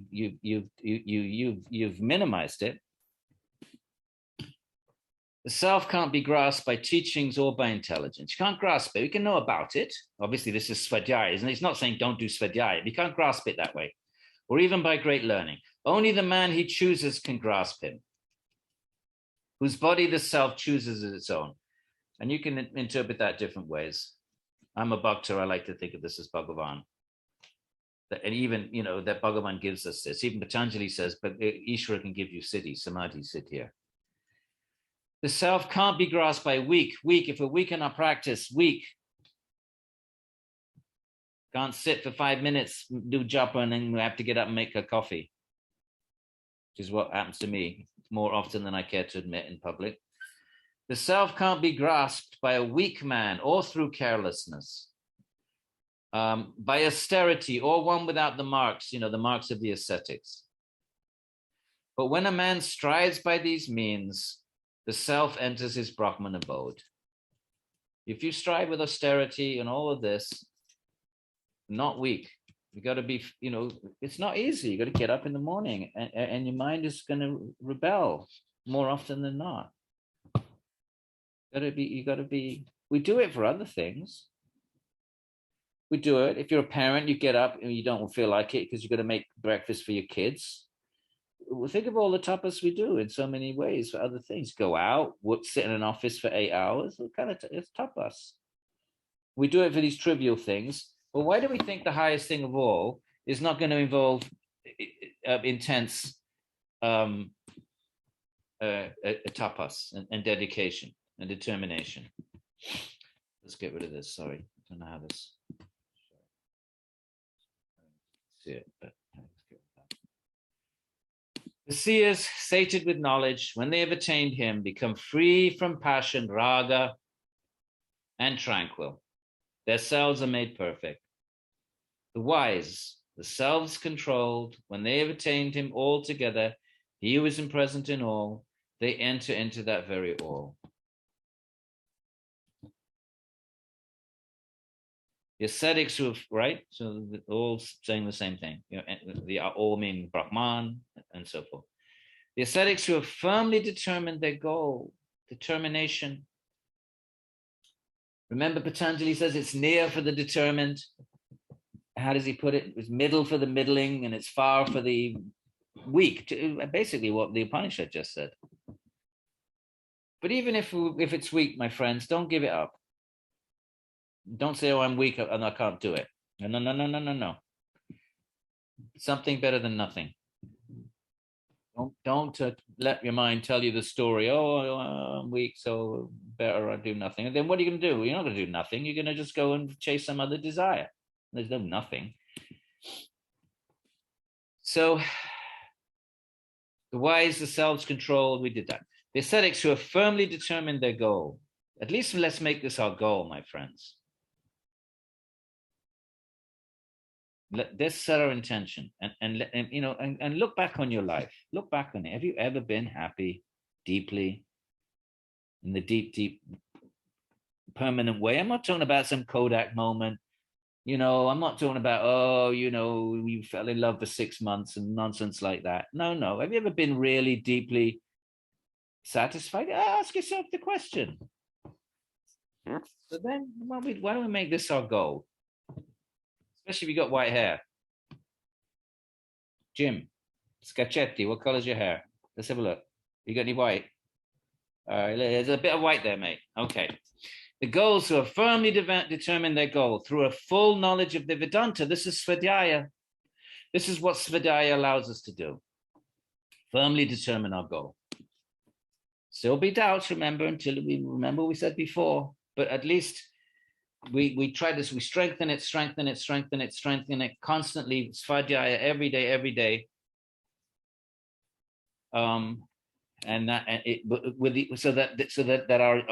that keeps us strong in our practice. Having their being purified by the discipline of renunciation. This is vairagya and tapas, same thing. Vairagya is tapas. Tapas is what you do. Vairagya is the state of mind that comes from tapas. In the worlds of Brahman, at the time of the final end, having become fully immortal, they will all be fully liberated. The Upanishads assure us of that. You decide whether you want to believe it or not. If you're not going to believe it, what are you going to believe in? Because it is not the case that you can live without beliefs at every single second of our existence. The 15 parts, I have no idea what that is, have retired. Oh, this is the 15. Yeah, this is the 5 at Sankhya. So 5 working senses, 5 knowledge, the subtle body, have retired to their foundations. Okay, this is when you become fully liberated. Your body goes back to Prakriti. The 15 parts have retired to their foundations. What are their foundations? The 3 gunas. I mean, Sankhya would put it that way. All the senses to the respective divinities. All right, everything goes back. You're liberated now. Your body, all your mind, it all goes back to its matrix. Works in the self consisting of knowledge, all unite in the highest immutable. As the rivers flow on and enter the ocean, remember those verses? Giving up their names and appearances. Remember the verse? So the Thames, we call it a Thames, but when it hits the ocean, it's not the Thames anymore. It's the ocean. Ganga, always a Ganga. As long as you're looking at it from the from the where it comes out, Gangotri, when it comes from the Himalaya, we call it Ganga, and down it flows, right across UP, right across Bihar, Ganga, right across Bengal, and the minute it hits the Bay of Bengal, where's the Ganga? It's the ocean. So as the rivers flow on and enter into the ocean, giving up the names and appearance, they're no longer Ganga when you get to the ocean.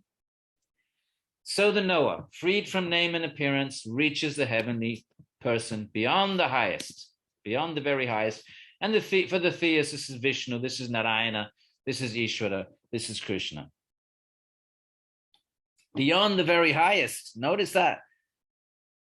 If it's highest, that can be beyond the highest. What's the definition of highest? That which there is, that from which there's nothing higher. How? If someone says to you, "What's the highest?" How do you, in an English language lesson, you would say that from which there is nothing more high. Well, how can the heavenly persons be on the highest then? That's Bhagavan. When a man comes to know that highest Brahman, he himself becomes the very Brahman. Shankara would like that. A man without the knowledge of Brahman will not be born in his family. In other words, once you know Brahman, if you do have children, I'm not sure how you would want to have children, but let's say you do, they will all be great souls that come to take shelter of your family. So if you come to know Brahman, then a man without the knowledge of Brahman will not be born in his family. You will only get great yogis born into your family. You might have a family out of Dharma or something. He passes beyond sorrow, he passes beyond evil, freed from the knots of his heart. Knots of the heart are always a reference to desires. He will become immortal. And then he quotes a Rig Vedic verse, a very ancient from the Rig Veda, who are versed in the Vedas and perform rites, who are grounded in Brahman, who offer for themselves with faith in the lone seer. To these alone, you know what? I want to check this. Give me 1 second, my friends. Because sometimes, I'm not saying the Upanishads do this, but I do know other texts they sometimes make something up. They say, oh, this is in the Rig Veda, and it isn't. Where are we? Mundaka. I just want to see if Olivel gives it, we're done, by the way. Rig Vedic verse. I just want to see, because there's no reference here, 277. Is this really a Rig Vedic verse, 277? He doesn't say anything. And if he doesn't say anything, then why doesn't he give the Rig Vedic? It doesn't sound like a Rig Vedic verse to me at all. I'm going to look into this. who are versed in the Vedas and perform rites, who are grounded in Brahman, who offer for themselves with faith in the lone seer. To these alone let a man teach this knowledge of Brahman, so long as they've duly performed the head vow. That's shaved, in other words, as long as they've shaved their head and become renunciates. And this Upanishad is saying the Rig Vedic verse. I don't think that is a Rig Vedic verse. It's not that they lie, but sometimes the old text will claim they do the opposite of what we do. We borrow something and we call it interpolation. You could get fired as an academic, right? So we borrow somebody's work and we give our name to it. They did the opposite. They would write something and then assign it to the name of a great sage like Vyasa or Shankara, and they would erase themselves. And the reason they would do it, clearly they're not doing it for their own ego because they take their name out of it, but they want to give it authenticity. So I think this is what's going on. I could be wrong. I'm going to shut up about it, but I'm going to check. This does not sound like anything. Rig Veda is a completely different universe, my friends. Different, ancient universe. Very different from the Upanishads. So there we are. Here is the truth that the seer Angiras proclaimed of old. A man who has not performed the head vow, when you shave your head, may not learn it. Namaha to the great rishis, Namaha to the great rishis, the end of the Mundaka. And I wanted to do a little Isha with you. And then we're going to have one more session on the Shvetashvatara. And then if you want to do some bhakti, or you can put in requests. But I want to do some heart stuff, my friends, all this jnana. Isha Upanishad. I'm getting too old. Did my jnana. Done my jnana. Did the tapas of jnana. Okay, so Isha means Lord. So Ishvara, when you put vara, in Sanskrit, you put vara on something and it means more. So it just means more. You add it on into an adjective or a noun. It means more, whatever that is. So red, redder. Blue, in English, you put So we say red, and if something's more red, it's red. In Sanskrit, you put vara. So ish is to exert power. And Ishvara is, you know what? I think it has actually another. I'm not going to finish that sentence. I think it has another etymology than the one I was about to say. But anyway, this is Isha, not Ishvara, but it's the same Isha. It means Lord. The one who exerts power. And what's the most powerful thing you can do? Is create a universe. Actually, Vaishnavas will go further than that. They say Vishnu creates infinite universes. They're going to trump even the creation of one universe. They'll say Ishvara can create infinite universes. Right, Isha, it's a short one. See if we can do it. This whole world is to be dwelt in by the Isha. Whatever living being there is in the world is all dwelt in by Ishvara. So you should eat what has been abandoned. Now, the commentators take this as saying, don't eat meat. Don't take the life. Eat what's been abandoned. That's not alive. And do not covet anyone's wealth, aparigraha. So performing works in this world, this is heading in the direction of karma yoga of the Gita, but not quite explicitly. You should desire to live your 100 years, thus, and not otherwise, in fact, does work not smear off you. This is a bit of a karma yoga verse, but Krishna is much clearer about it. Yeah, perform works, but don't be attached to the fruits, Gita's going to say. Demoniac are those worlds called. In blind darkness they are cloaked. Into them after death they go. All those people who kill the self. Take that as killing animals. Some commentators talk about suicide. Not a good idea. Because you don't die. Your tormented mind remains tormented. If you commit suicide, if you have a tormented mind and your mind is It is so miserably and desperately and intensely miserable that it can't tolerate remaining in whatever situation it's in. So you say, let me kill myself. What have you just done? You killed your body. You haven't killed your mind. That same miserable, desperate mind now goes in some disembodied state with the same misery within it. Not a good idea. And this says, into blind darkness is where you go. But it can also be said those who kill animals. And some commentators take it this way. I don't know if any of you eat meat, but that is a very definite place to start a spiritual life, my friends.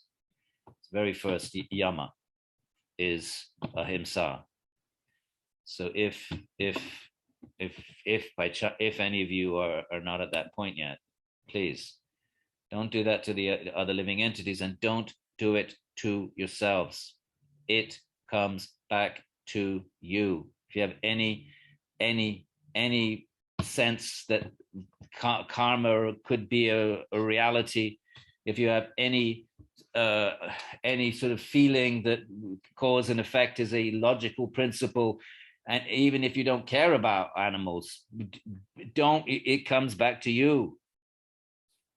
Whatever the pain the animal felt, it comes back to you. That's what do you think karma is? So if you haven't done that yet, do it. It's not a big deal. Back in the 50s and 60s, when we were all starting to become yogis, it was a huge deal for our poor old parents. They all thought, oh, you're going to get anemic, oh, you're going to. Now it's nothing. Not only is it nothing, everybody's saying that's how you save the planet. Stop eating meat. Get rid of the livestock industry. So now it's become a kind of a save the planet sort of thing. And we had no excuse.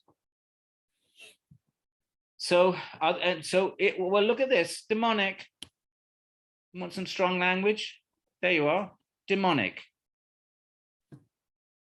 If you think about what the animals, the way we treat the animals, I don't know what a better word is. A cow that cannot even move around in a cage, can't even move around and scratch its butt. It's just fed one end and milked and poops the other end. If that's not demonic, tell me what is demonic then? Demonics and the chickens all crammed in a cage. Demonic are those worlds called in blind darkness, they're cloaked. Into them after death they go. All those people who kill the self. Don't cry when karma catches up with us. Although not moving, the one is swifter than the mind. Atman, because it can actually pervade the whole universe in a split second if it's not blocked. But it doesn't move. The gods can't catch it as it speeds on in front. Outstanding, it outpaces others who run. Within it, Ma Tarishvan places the water. That's the wind god. Some ancient reference we could look up and find out what it means. It's not so important. It moves it doesn't move, right? Because the Atman doesn't move, but at the same time, consciousness can pervade what the body it's in. And when it dies, it pervades a different body. So the consciousness can move, but the Atman doesn't. Consciousness being the quality of the Atman. It's far away, yet it's near at hand. It's within this world, yet it's also outside the whole world. Brahman pervades.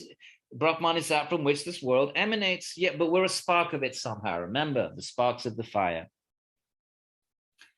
This is just like Gita. When a man sees all beings within his very self, we're all Atmans, we're all the same, and his self within all beings sees the commonality, it will not seek to hide from him. He'll see it everywhere. We'll see all beings are just like us, trapped in a body, helpless, afraid, terrified, putting on a big show. When in the self of a discerning man, his very self has become all beings, that's vivekana, then he sees, right, the Gita. Gita's going to say, what is the Pandit? Somadarshanaha, Vidya Vinaya Sampane, Brahmane Gavihastani, Shuni Chaiva Shrapakita, Pandita Somadarshanaha. A Pandit sees all equally, whether it's a Brahmin, a cow, a dog, or a dog eater.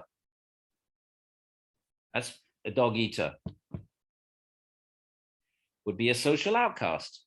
And don't just tell me that would be a social outcast in India. How about a guy next door moves into the house next door and starts cooking dogs on the front lawn? How are you going to feel about that? And the Gita says, yet the Pandit sees them all equally. So when the self of a discerning man, his very self has become all beings, what bewilderment, what sorrow can there be regarding that self of him who sees this oneness? He sees the Atman everywhere, sees it's eternal. What are you going to be bewildered about? You're not going to see male, female. You want to get rid of your isms, your sexisms, and your racisms? And how about speciesisms? When's that going to come? Be put solidly on the list. Want to get rid of all that? There's only one way to get rid of all that, and that's go to the only place where there actually is genuine commonality and universality, and that's the Atman. You can't tell me bodies are not different. Of course they are. He has reached the seed without body or wound, the Atman, without sinews, pure, not riddled by evil. Atman is always pure, self-existent, all-encompassing. The wise sages dispense objects, right? You're not interested in anything else through endless years, which might mean how long it takes. Oh my God. Oh. Into blind darkness, they enter people who worship ignorance, avidya. And still blind to darkness, people who delight in learning. Now that may seem like odd, but the commentators say, this is not Upanishadic learning. This is Vedic ritualistic learning. So if you go into blind darkness, just as general ignorance, avidya, we all know what that is from Patanjali, to think I'm body, mind, but still blind to darkness, that's another dig at the Vedas. The Upanishads, don't let the ritualists, they're not leaving them alone. People who delight in learning, right? I know all the mantras, I know the Rig Veda. It's different from knowledge, they say. By the way, this is short, my friends. We'll just finish it. I mean, I know it was our time up. Well, no, it's not. It's far different from knowledge, they say. Different also from ignorance, we're told. So have we heard from wise men who have explained it to us. Notice the Upanishad keep quoting previous sages, although we have no record of them. Knowledge and ignorance. A man who knows them both together passes beyond death by ignorance, and by knowledge attains immortality. And this is one of the verses that, into blind darkness, they enter people who worship non-becoming. And that's usually taken to mean, if you think you're just the body and that's it, there's no Atman, and then, you die and there's nothing continues, then you go into blind darkness. Into still blind to darkness, people who delight in becoming. And that's usually taken to mean if you delight in coming back and reincarnating. But that's one of the verses you could probably read in different ways. It's different from coming into being, they say, right? Because the Atman is eternal. It's also different from not coming into being, we're told. So have we heard from wise men, right? So it's eternal. It doesn't come into being, but yet it is. But just, it's just saying the same thing and making us, the very fact that we're trying to puzzle it out means that our minds are absorbed in jnana. That's what the path of jnana is. You use the mind to sort of puzzle out and think about it and contemplate it. So you've got to change it up a bit. It's like asana. You change it up a bit. You say, okay, now you're in a headstand. Now twist to the left. All right, now twist to the right. Really what you're doing is trying to get them to stay up another 5 minutes. Okay, now down with your leg. You can straighten your hips. And then you think, oh, I'm doing something. Jnana's like that. Bhakti's like that. You milk the bhav. The becoming and the destruction, a man who knows them both together passes beyond death, and by the destruction and by the becoming attains immortality. Becoming meaning svarupe vastanam, that you become now, you always were, but consciousness is now svarupa vastanam. Nothing really becomes, it just always was, but now it becomes situated in its own nature. Well, let's put it that way. And this, the theists talk about God covered by his Shakti of Brahman. That there's a personal realms within Brahman, my friends. There's personal realms for Vaikuntha, for Goloka. Shiva, Shiva, Loka, Shiva. You got a Loka up there. If you stick with Shiva Siddhanta, you got a nice Loka up there. The face of truth is covered with a golden dish. This it's called Brahmajyoti. Again, this is a verse that's interpreted differently. I'm not, I'm just giving you my Vaishnava read on it. But God is covered by effulgence. So, even in the Gita, in the chapter 11, when Arjuna says to Krishna, let me see that form of yours. And Krishna says, you can't see it with your eyes. Divya dadami te chakshush, I'll give you divine eyes. Otherwise, you can't see it. And the same in the Old Testament. I'm collecting all the references in the Old Testament to people seeing God. So I've got more collected for a book. And for the most part, the idea is not that God can't be seen, but that God cannot be seen by men. They would instantly die. In the same way as even, you look at the sun, you go blind in that sort of a way. Your mechanism is not designed to see that type of a ontological existent, or just like plug the toaster in American toaster into Europe, it blows. That's sort of not being able to see. So, so that's how Vaishnavas read this. The face of truth, the personal God as a person, a supreme, infinite person. Why we all want to be seeking this impersonal? Everyone's impersonal. Somehow or other, dualism has become a dirty word in post-60s mainstream culture. Don't get me going. The face of truth is covered with a golden dish. Open it, O Pushan, for me. Get through this effulgence. I want to see God. I don't want to see this effulgence. Open it, Pushan, for me, a man faithful to the truth. Open it, O Pushan, for me to see. O Pushan, soul seer, Yama, son of Prajapati. These are all celestial beings. Spread out your rays, draw in your light. Get rid of this effulgence. Give me the eyes to see God. Read chapter 11 of the Gita. I see your fairest form, the person up there. I am he. The never resting is the wind, the immortal. What? Ashes are this body's lot. That's a nice one. To dust thou art, to dust thou shalt return. Om, mind, remember the deed. Remember, mind, remember the deed. Remember, karma, whatever you do, comes back to you. Oh, fire, So this is a very, the Isha is actually a little bit of esoteric. You could read this in all sorts of ways. People, quote that, they talk about the Isha, but it's not so easy to understand. And don't ever let anybody say this is what it means. They may say this is what Shankara says it means, this is what Madhava says it, that's fair and good, but not this is what it means, because it's going to be read very differently by different Vedanta commentaries. And that's it. O fire, all coverings. O God, lead us to riches, along an easy path. Keep the sin that angers far away from us. I don't have anything to say about this, but we could read Shankara one day. And if you're going to read Shankara, read Madhva, because Ramanuja never wrote a commentary on the Upanishads. So if you want a real theist and a monist, then read Shankara and then read Madhva. And I advise you to do that for the Gita, my friends. Don't just read Shankara. Read Shankara and read Ramanuja. They're both available. Vedanta Press has very inexpensive copies of the Gita, Shankara commentary, Ramanuja commentary. So read what are the theists who really believe is a real God, a personal being eternally. And Shankara, who thinks everything dissolves at the end of the day into an impersonal, omnipresent Brahman. Very different. That's the Isha. So look at that. Perfect, 2 hours. That wasn't bad. I wasn't even trying to, I just was, I wasn't even looking at the clock.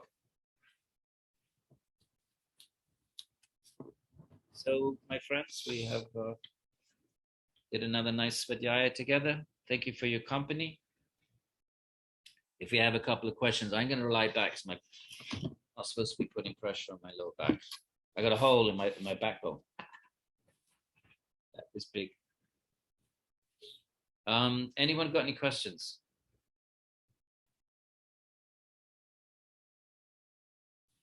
Because otherwise I'm going to lie down. Hi, Edwin. Yeah. I have a question. Yeah.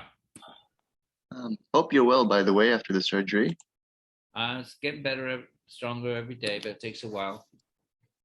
It's good to know. Yeah. Well, thank you for taking the time to set up this Swadhyaya. My question is, what would you outline as tapas?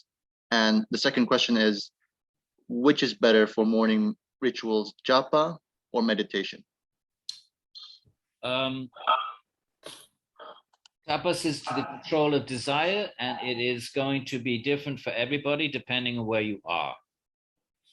Ultimately, we have to be free of all desires other than desire for Atman, if you're a Jnani, and Bhagavan, if you're a Bhakta.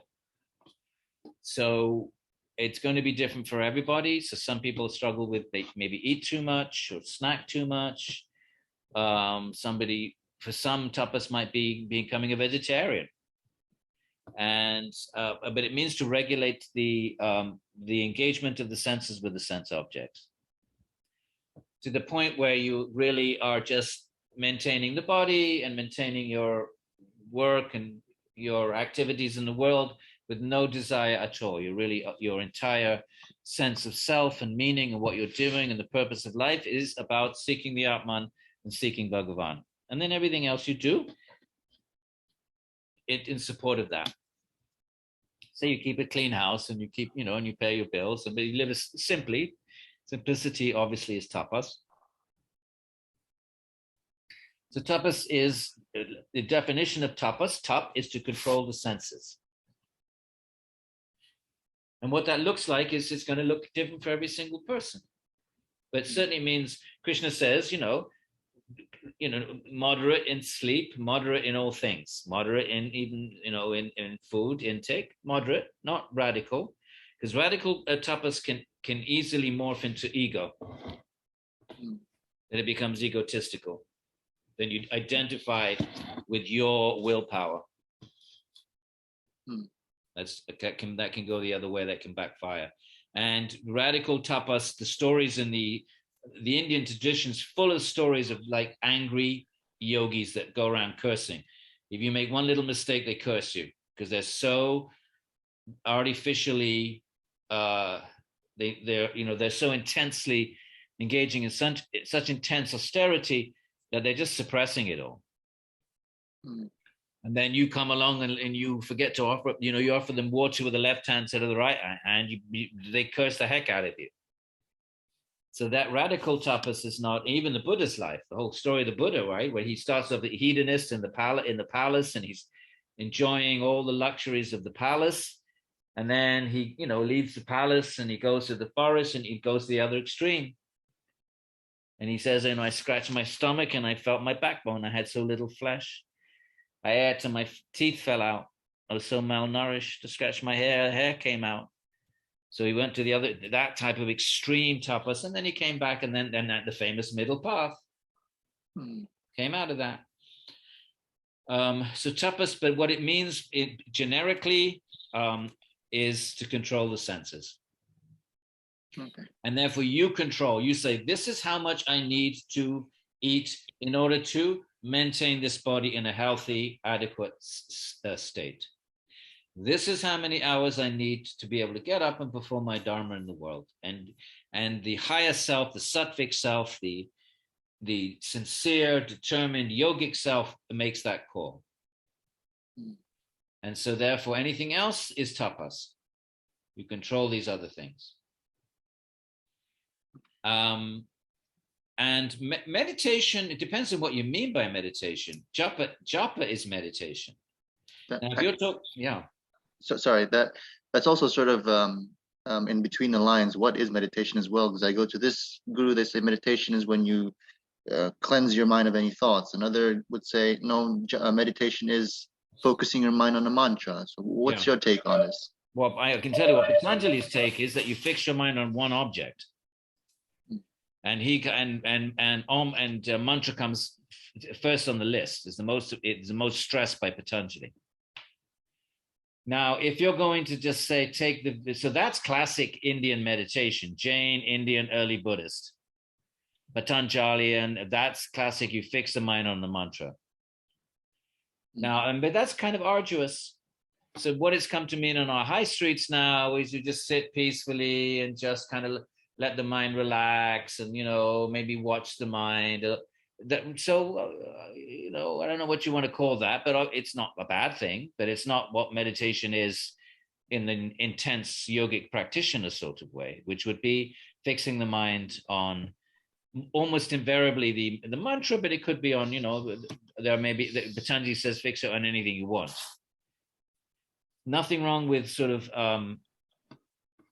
just calming the mind, sitting down. But how are you going to free the mind of all thoughts? How is that going to happen? The way Patanjali proposes that we do that is to free it of all thoughts is you fix it on one. If you fix it on one, you're freeing it from everything else. That's the dharana, the dhyana, the ekagrata, the fixing on one thing. Now, if you're fixed on one thing, then you're free of all other thoughts. But if you're not going to fix it on one thing, how are you going to free the mind from all thoughts? And not what are they supposed to magically disappear? Try it for yourself. Yes, I don't think so. A certain amount of what's being, taught is not bad, but it's not kind of classic, real heavy duty yogic meditation. It's more just kind of like a kind of pacifying the mind, and that's good. That's fine. But it's not what Patanjali would call a meditation. Just fix. Consider like a first step towards meditation on mantra.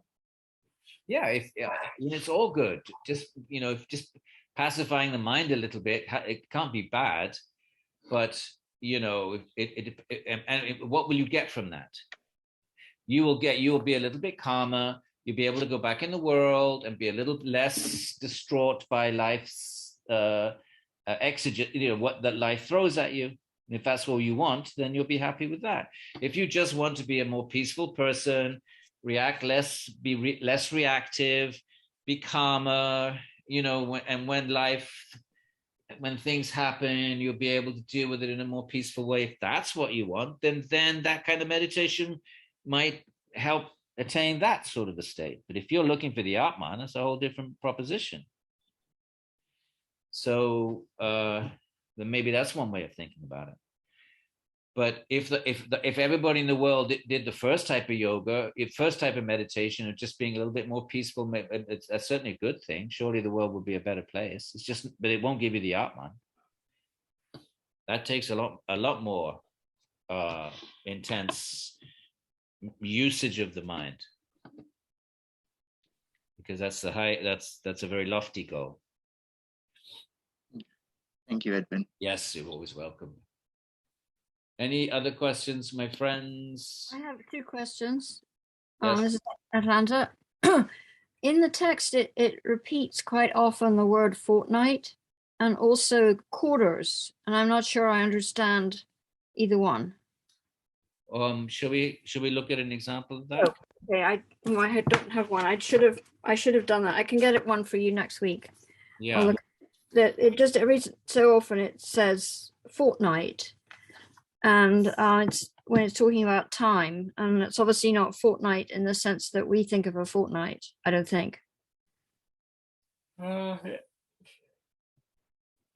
there is a lot of there is a certain amount of concern about light, and that if you pass in the fortnight of the waxing moon, and if you die in the 6 months of the Uttarayana, and the sun being in the northern hemisphere, so there's a certain amount of a fortnight in that sense, that's more auspicious, the fortnight of the waxing moon than the waning moon, the 6 months of a year when the sun is in the Uttarayana, the northern hemisphere, rather than the Dakshinayana.